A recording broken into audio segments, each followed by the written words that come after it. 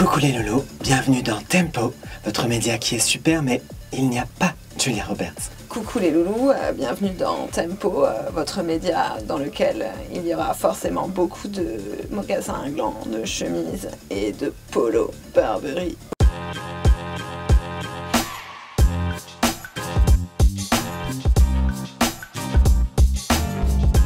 Je m'appelle Maxime Donzel, je suis co-auteur avec Géraldine de Tutotal, qui est la pastille web qui accompagne Personne ne bouge, l'émission pop culture d'Arte. Bah moi pareil du coup, mais sauf que je m'appelle Géraldine. C'est pas facile à définir. On n'a jamais réussi. Ouais, c'est un détournement de vidéos tutoriels autour d'une bande-annonce. Et c'est là que je bloque à chaque fois en fait. C'est un détournement. On a le concept le plus tordu du monde. Je crois qu'au bout de 5 ans, on aurait trouvé une manière de résumer le truc efficacement. Ouais. On détourne un tuto sur YouTube pour en faire une critique de bande-annonce de film qui sort dans la semaine. Voilà. C'est bien là. Ouais, mais il faut quand même rappeler que c'est vu sous le prisme de l'activité du tuto. Ouais. Par exemple, Captain America, le frisbee. Coucou les loulous, bienvenue dans Tutotal, votre rendez-vous 7e art, où l'on se demande si oui ou non on va voir un film d'après sa bande-annonce.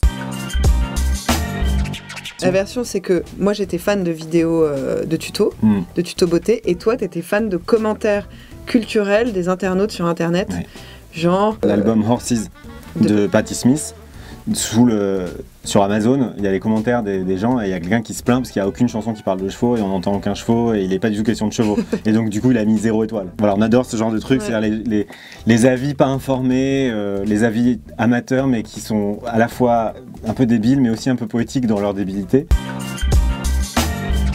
Il faut que la bande-annonce réunisse plusieurs choses. D'abord, qu'il y ait suffisamment de choses qui nous inspirent pour les points, par exemple. Suffisamment d'images, que ça aille pas trop vite, qu'il y ait une variété de plans, voilà. Et ensuite, il faut qu'il y ait une pratique qui en ressorte, qu'on puisse trouver.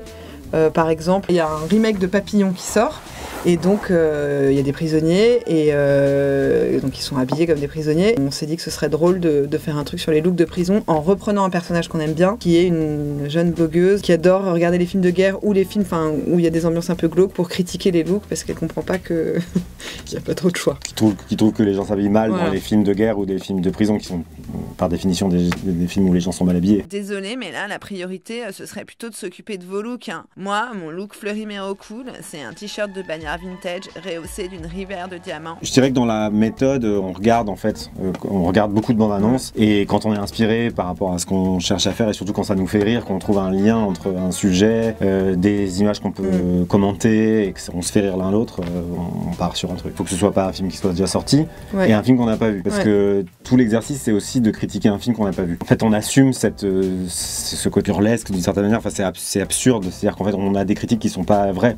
Donc c'est des films sur lesquels on connaît pas forcément grand chose et du coup on émet des avis idiots. Oui, c'est sûr que c'est un concept forcément fragile puisque c'est basé sur aucune autorisation de rien, ni des bandes annonces, ni des vidéos qu'on détourne. Donc on est sur un concept qui n'a pas une assise légale suffisante. Donc notre assise c'est de dire si ça pose problème on enlève. Toute la phase de recherche de bande-annonce et d'écriture, on est tous les deux. On écrit vraiment à deux, devant l'ordi. Et le truc, c'est que si ça fait rire l'autre, c'est que ça marche. Et après, on passe en montage. Donc là, on a un monteur qui est là. On lui confie des voix et ensuite, on lui a un peu indiqué quand même tous les passages qu'on aimait. Il a un scénario, en fait, avec ce qu'on a l'intention. Et ensuite, lui, ce qui est intéressant aussi, c'est que du coup, il a un regard différent. Il a pas été là sur la phase d'écriture. Donc du coup, il reçoit aussi les choses déjà faites et il peut avoir un recul que nous, on n'a pas forcément, et notamment sur le fait que parfois ça peut être trop private ou que notre blague on la comprend pas. Ou des blagues de vieux. Il est beaucoup plus jeune que nous et donc du coup parfois quand nos références sont trop vieilles il nous dit genre les gars. Ce qui est rigolo c'est qu'au début Arte était assez...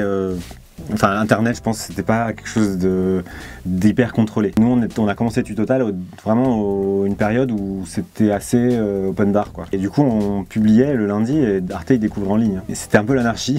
Et il y a eu un moment où quand même Arte a vraiment décidé d'investir le web très sérieusement. Tous les types de réseaux sociaux, les plateformes, ils ont vraiment investi énormément dans le web, quoi. Et donc du coup maintenant on est beaucoup plus j'ai envie de dire, enfin contrôlé, mais pas de manière obsessionnelle non plus, mais on a des interlocuteurs beaucoup plus qu'avant. On a des étapes de validation. Des étapes de validation. Alors que c'est vrai qu'au début, c'était fait, enfin, je le montais sur mon ordi, sur mes genoux, chez moi, sur mon canapé, et on le mettait en ligne, quoi. Donc c'est rigolo, on a vraiment vu aussi, on a été témoin d'un changement dans la professionnalisation des médias en ligne, enfin surtout de la partie en ligne des médias existants. Souvent, ce qu'on fait, c'est qu'on enlève le son de la vidéo et on voit ce que ça nous inspire. C'est souvent lié à leurs expressions, ce qu'ils dégagent. Parfois, il y a des personnes qui ont l'air hyper autoritaires ou complètement molles. On élabore à partir de ça. Après, on a des personnages qui reviennent, donc voilà, qui sont hyper agréables à faire. Celle que j'ai fait aujourd'hui, là, qui parle comme ça, c'est hyper agréable à faire. C'est la blogueuse mode. Je l'adore parce qu'elle est facile à faire. Parfois, il y a des voix qui sont difficiles à tenir. Et moi, je l'entends. J'entends que le truc que j'avais au début est pas exactement le même que celui que j'ai à la fin, quoi. Et puis, c'est difficile. Une fois qu'on a fait un accent, un défaut de prononciation,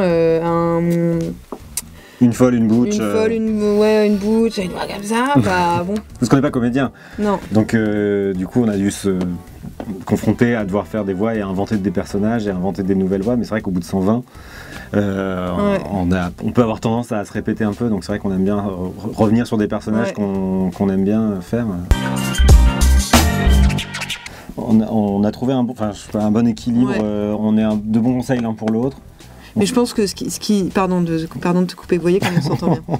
C'est vraiment insupportable. Je te déteste. Ce qui est vraiment cool, c'est que on s'est d'abord, avant de travailler ensemble, on a énormément rigolé et on a c'est ce qui nous lie. Et ce qui est super avec TuTotal, c'est qu'il y a une vraie sincérité de conneries d'amis. Et comme s'il était 4h du mat devant notre ordi et qu'on faisait un truc pas pour tout le monde, enfin voilà.